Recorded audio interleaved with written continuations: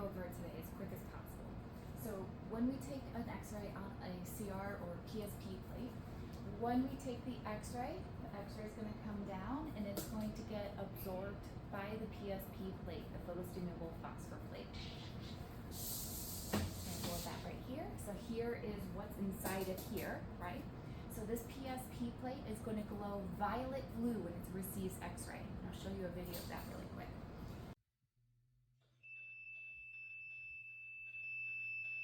What's actually happening is this is an indirect process, right? Anytime we turn x-ray into light first before we capture it, it's going to be an indirect process.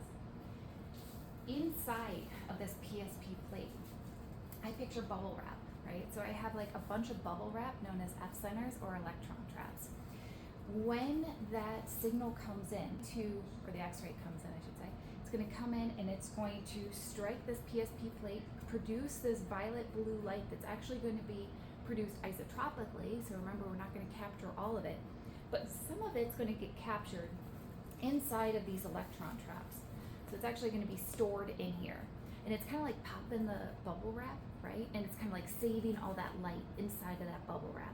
And then when we process it, it's kind of like re-inflating the bubble wrap, and it's going to allow this light that's stored in here to come back out.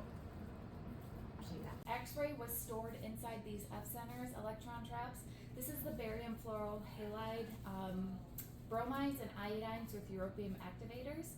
The way I remember that is if any of you go to the gym, there's more bros at the gym than I. So we have 85% bromides, 15% iodines. So I don't know, just more bros than I do a lot of ADHD ways of remembering things. So these are made up of the barium fluorohalide bromides and iodines with europium activators, these F centers, electron traps. Okay, so now we are going to process our cassette by placing it into the CR processor. Notice that I'm on a new patient. I can just slide this in. Makes a lot of noise. We're going to talk about all that. Right now, it's pulling the PSP plate out, just like I said before, right? It's pulling this out. It's going to be exposing it to a red laser. That's going to be what's processing it. And then it's going to be exposed to a very bright white light that's going to erase the whole thing. You can see in the picture behind me, it's slowly coming up. This is known as a raster pattern. Means it's going to be reading every single line on this PSP plate. Unlike digital, which only processes whatever you're collimated to, CR is going to read every single line, right? And then it processes the collimation off of that. So it's going to be a raster pattern, which is exactly how we read. I don't know if I'm pointing in the right direction, but from the left side to the right side, and then a Z down, left side to the right side, Z down.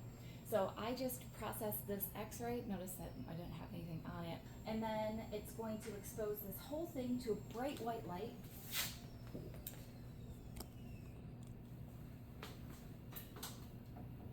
Bright white light. And then it's erased. So it's the whole thing is exposed to bright white light, just like regular light that we see here. And then it's completely erased. And then it's going to put it back inside the cassette. It's going to tell me green light that I'm ready to go and I can take it out, and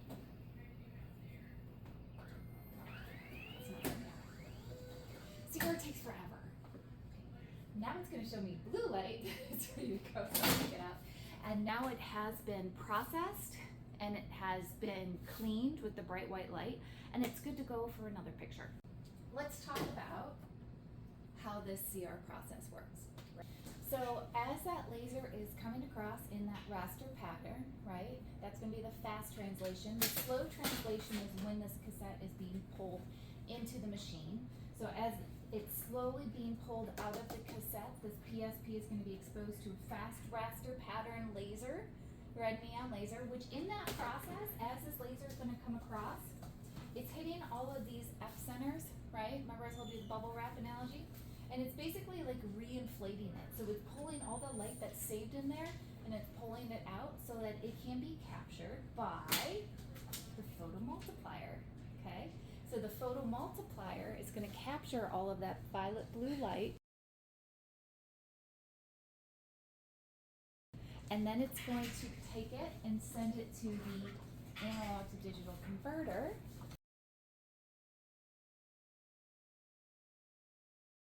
Right? The analog to digital converter is going to take that electrical signal and it's going to process it into a digital signal. So that's how we're actually able to see it on the computer. Mostly, a lot of that light's going to get lost. And this is why we use 30 to 40% more technique for CR than we do for DRs, because there's so many opportunities for us to lose this light.